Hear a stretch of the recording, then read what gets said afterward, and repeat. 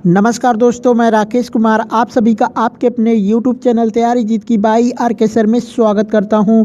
और दोस्तों आज 21 जनवरी 2021 के रेलवे एनटीपीसी के सेकेंड शिफ्ट का एग्ज़ाम ख़त्म हो चुका है। और दोस्तों यहां पे मैक्सिमम क्वेश्चन मुझे मिल चुके हैं, तो आप लोग को भी जो भी प्रश्न याद है आप हमें कॉल करके, व्हाट्सअप करके या फिर वीडियो के कमेंट बॉक्स में कमेंट करके बता सकते हैं। हमारा व्हाट्सअप नंबर है 8881949373। दोस्तों ये हमारा व्हाट्सएप नंबर है, आप इस पे कॉल करके भी क्वेश्चन हमें बता सकते हैं।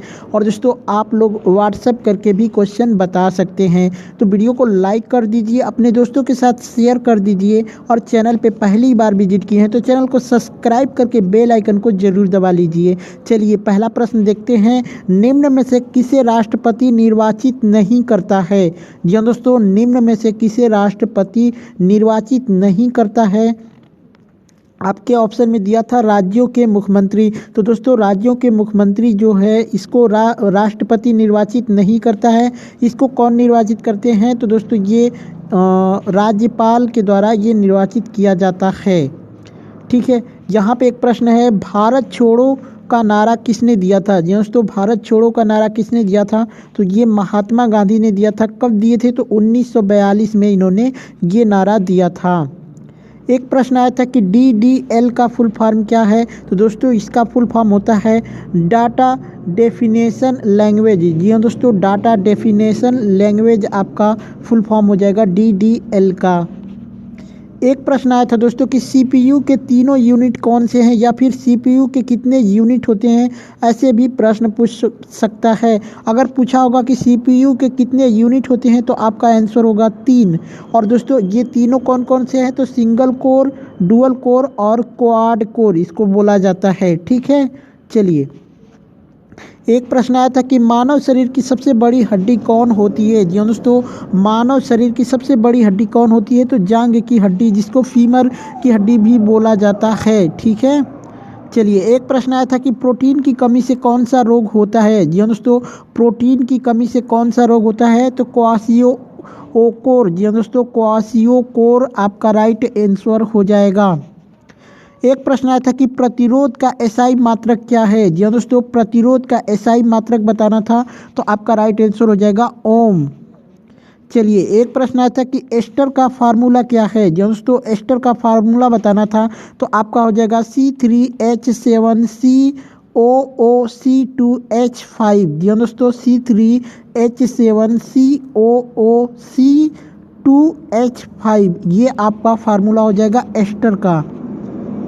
एक प्रश्न आया था कि भारत की अर्थव्यवस्था कैसी अर्थव्यवस्था है। जी दोस्तों, भारत की अर्थव्यवस्था कैसी अर्थव्यवस्था है, तो भारत की जो अर्थव्यवस्था है इसको मिश्रित अर्थव्यवस्था बोला जाता है।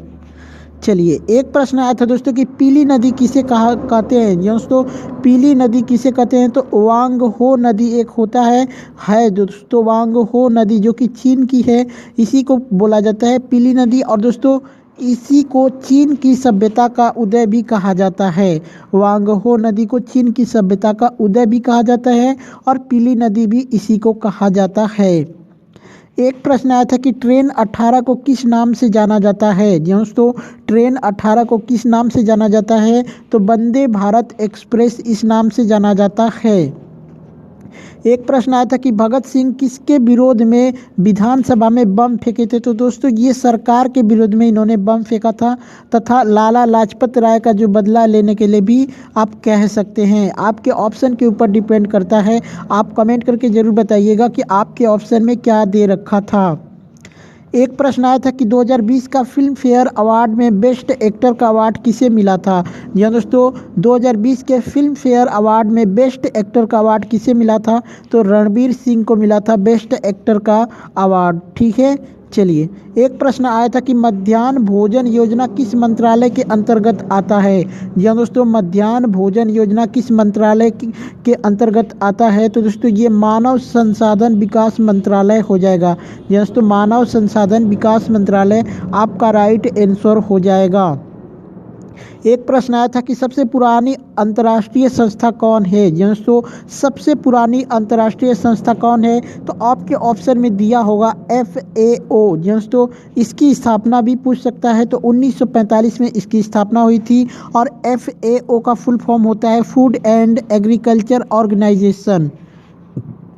चलिए यहाँ पे दोस्तों फर्स्ट शिफ्ट के क्वेश्चन थोड़ा देख लेते हैं। ये सेकंड शिफ्ट का क्वेश्चन ख़त्म हो गया है। अब यहाँ पे फर्स्ट शिफ्ट के क्वेश्चन जो कि मुझे लेट से मिले हैं, तो यहाँ पे क्वेश्चन है कि विश्व बैंक की स्थापना कब हुई थी, तो दोस्तों ये जुलाई 1944 में हुई थी। एक प्रश्न आया था कि संयुक्त राष्ट्र संघ के पहले महासचिव कौन थे, तो ये हो जाएंगे ट्रिग्वे ली। दोस्तों ट्रिग्वे ली संयुक्त राष्ट्र संघ के पहले महासचिव थे। एक प्रश्न आया था दोस्तों कि शरीर के अंदर नाइट्रोजन कृत पदार्थों को कौन अलग करता है, तो नेफ्रॉन। दोस्तों नेफ्रॉन जो होता है वो अलग करता है। नेफ्रॉन को किडनी का सबसे छोटा इकाई भी कहा जाता है। ठीक है।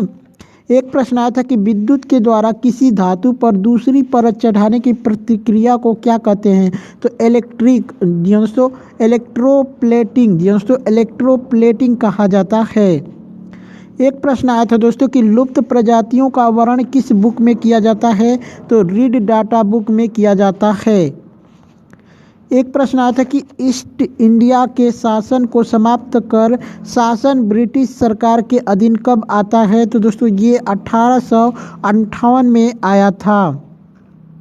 एक प्रश्न आया था दोस्तों कि एल्बर्ट बिल किस गवर्नर के समय आया था। दोस्तों एल्बर्ट बिल जो है वो किस गवर्नर के समय आया था, तो ये लॉर्ड रिपन के समय में आया था। तो दोस्तों ये सारे प्रश्न मुझे मिले थे। आप लोग कमेंट करके क्वेश्चन जरूर बताइए जो भी प्रश्न आप सभी को याद है, और वीडियो को लाइक शेयर जरूर करिएगा, और चैनल पे पहली बार विजिट किए हैं तो चैनल को सब्सक्राइब करके बेल आइकन को जरूर दबाइएगा। चलिए चलते हैं, मिलते हैं नेक्स्ट वीडियो में, तब तक के लिए जय हिंद।